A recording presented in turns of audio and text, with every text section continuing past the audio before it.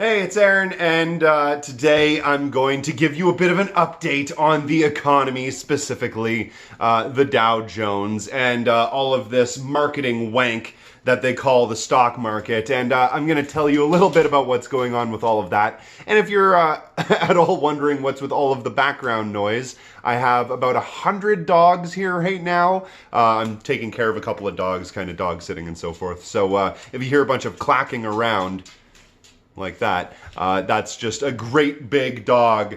So big, in fact, that he can't even fit on screen. So anyway, today we're going to talk about the Dow Jones and basically how the entire economy is about to go into fucking free fall. So let's get started. Now, a couple of months ago, probably just after Christmas of 2018, so early in 2019, I released a video where I was basically talking about how the stock market was seeing the single largest one-day drop in almost human history. Now, I want to make a little bit of a correction on that video because it wasn't actually the single largest one-day drop, but it was close. It was actually the second largest drop in comparison to 2008. Now, for those of you who don't know or want a little bit of an update, way back in 2019, at the very beginning of the year, or at the very end of the year in 2018, just before the markets closed over, I believe, Christmas break, we seen an incredible drop in the stock market. The stocks and everything, the Dow Jones was going down the fucking toilet. And basically it almost crashed the entire economy, which led to us doing more quantitative easing, or for those of you who don't know, basically the Federal Reserve, under authorization from a bunch of government wanks and a bunch of billionaires, because that's who they're in bed with, decided to continue to inject the market, the entire economy, with all kinds of money that they just decided to start printing. Now, obviously, in any normal country, in any normal time in the world, if you just started printing money out of nowhere, it would create a massive amount of inflation, and basically the money would become worthless. But because the United States is what it is, the world's largest... Hold on, I'm just going to show you this little puppy right here. Big old puppers. Hey, puppers.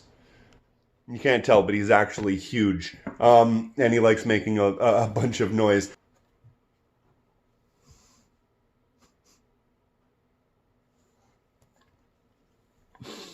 Look, Pablo. Look. The camera. Look at the camera. You're famous now, Pablo. You're famous. You're famous, buddy. You're famous.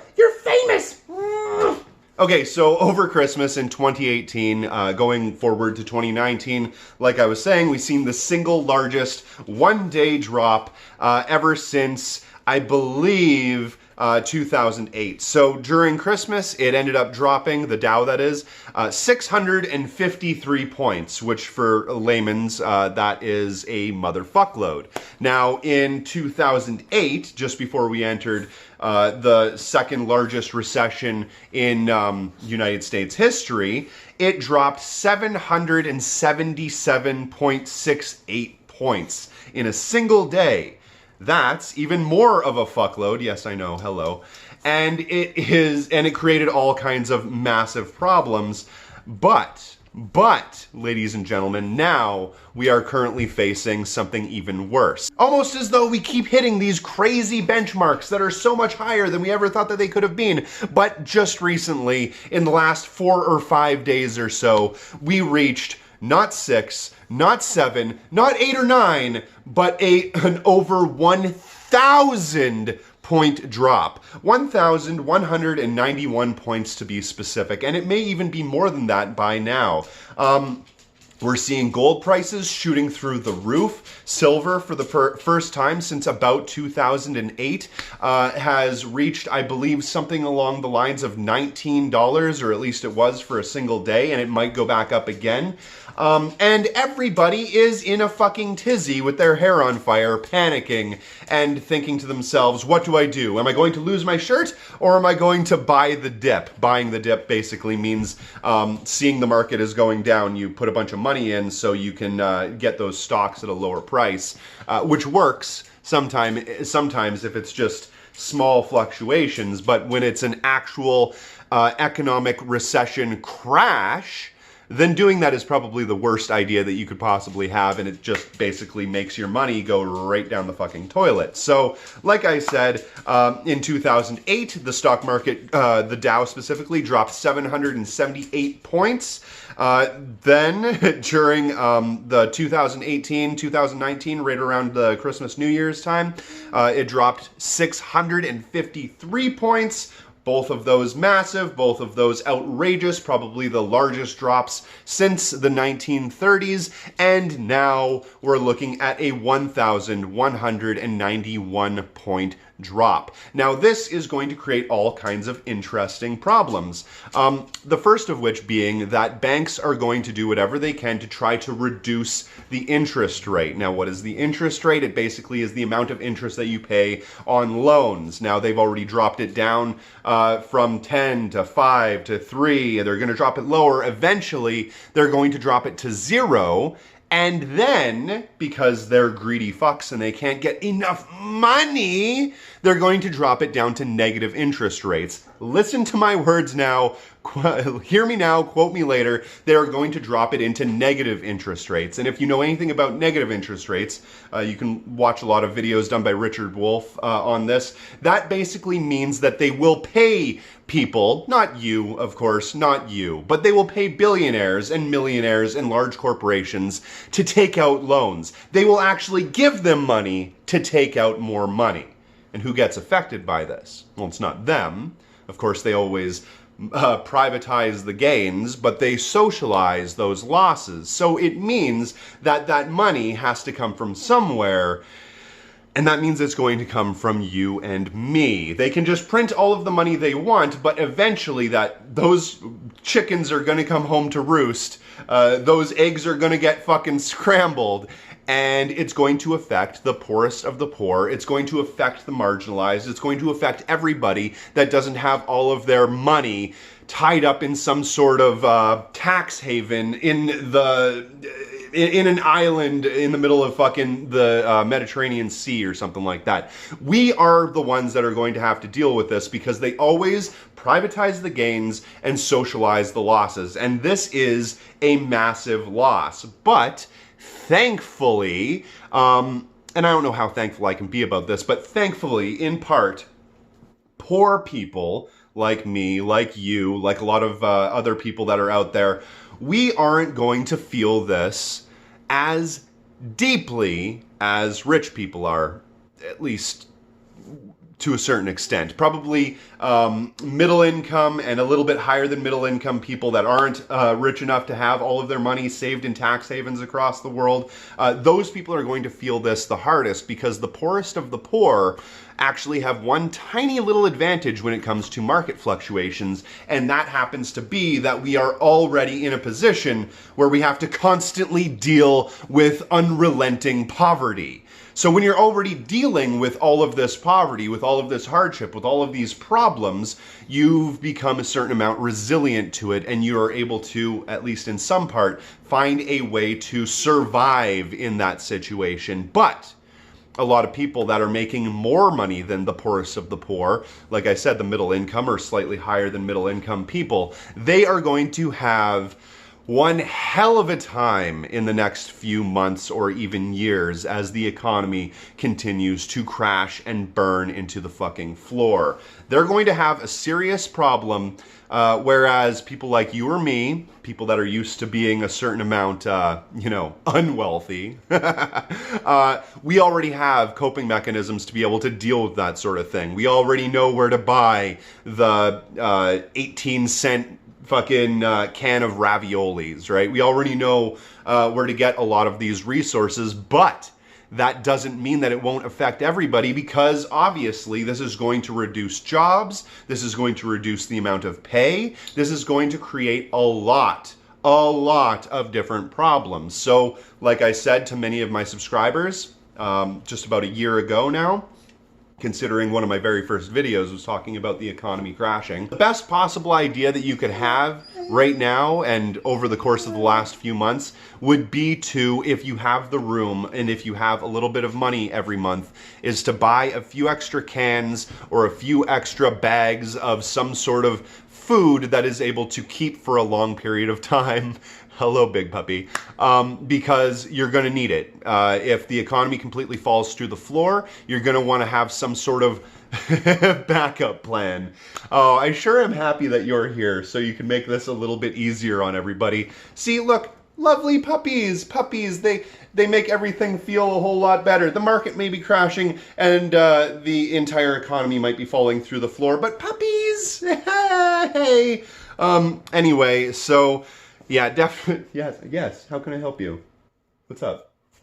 All right, anyway.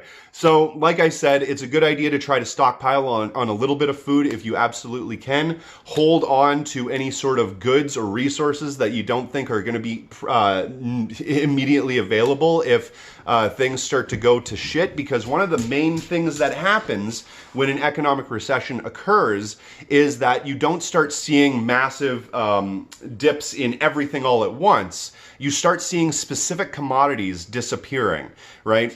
Most businesses, most manufacturers, stores, and that sort of thing, they only hold a certain amount of product at every given time. So if they don't get that morning delivery that week, or even that day in some instances, those goods and services aren't going to be available to anybody who wants them. So you're going to see milk, different foods, meats, those sorts of things, stuff that comes in every day or every week disappear, right? So you're going to want to make sure that you're preparing for those sorts of things.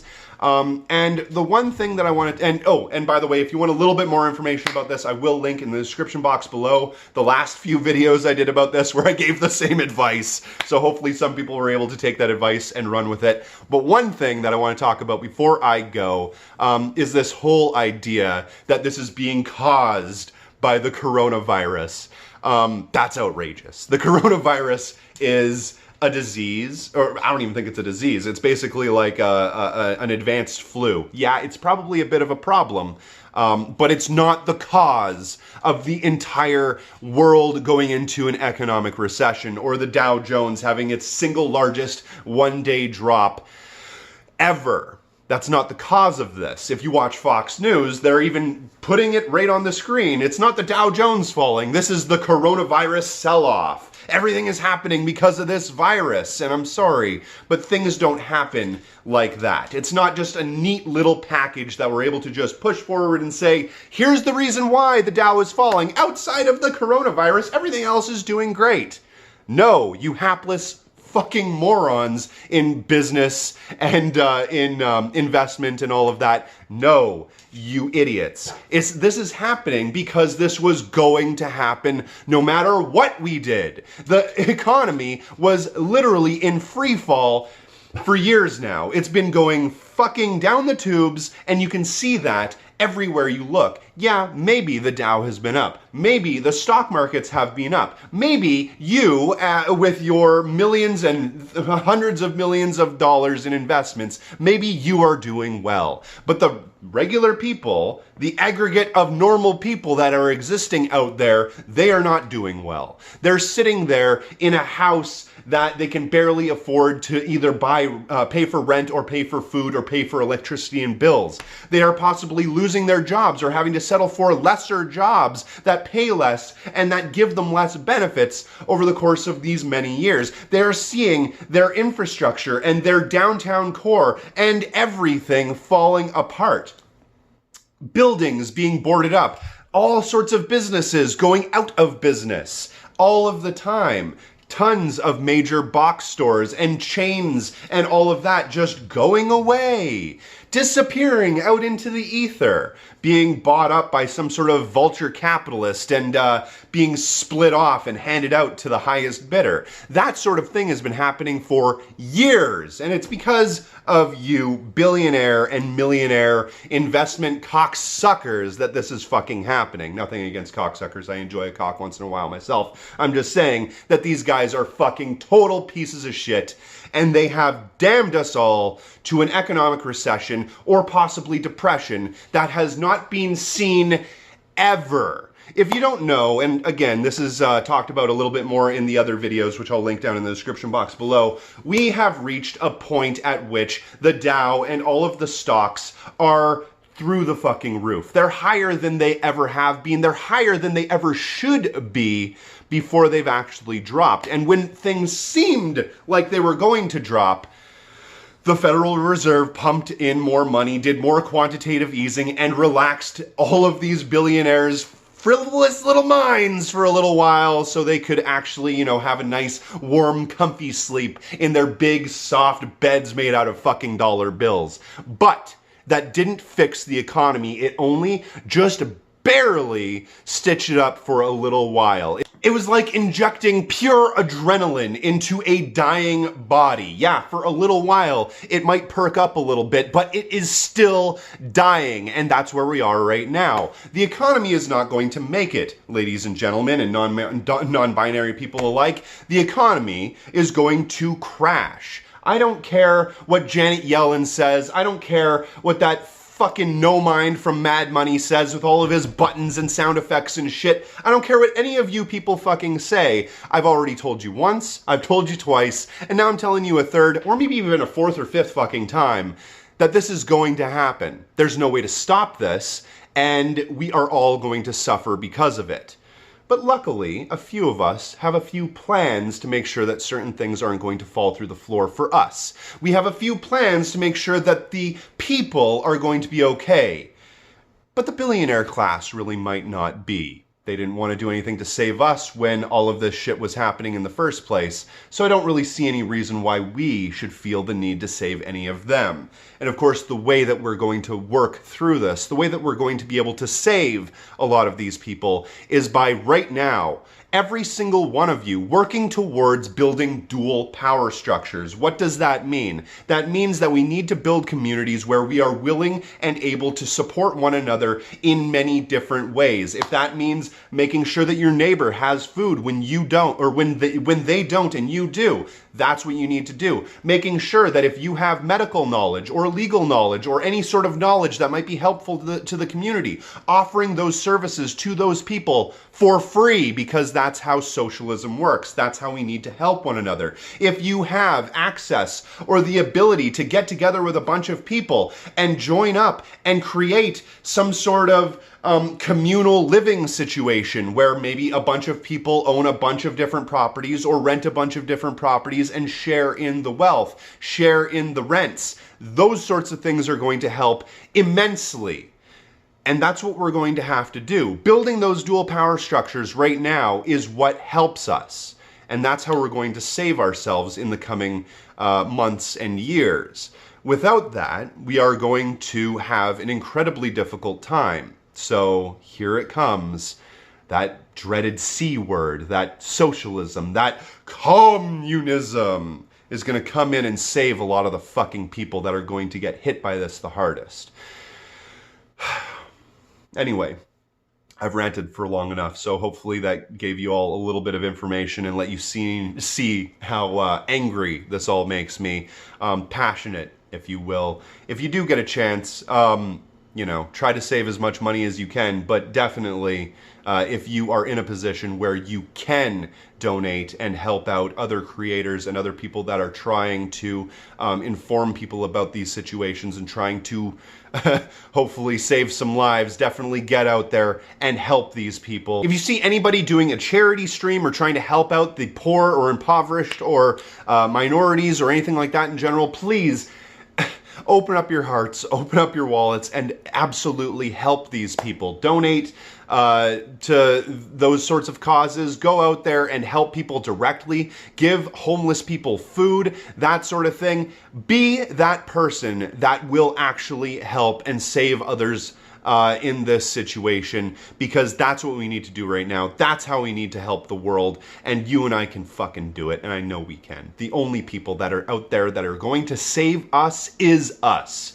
We can't sit around waiting for some politician or for somebody to come and save us, because nobody is coming. Bernie Sanders might help a little bit though, so, you know, maybe phone bank and vote for him too. Anyway, that's my show. My name is Aaron.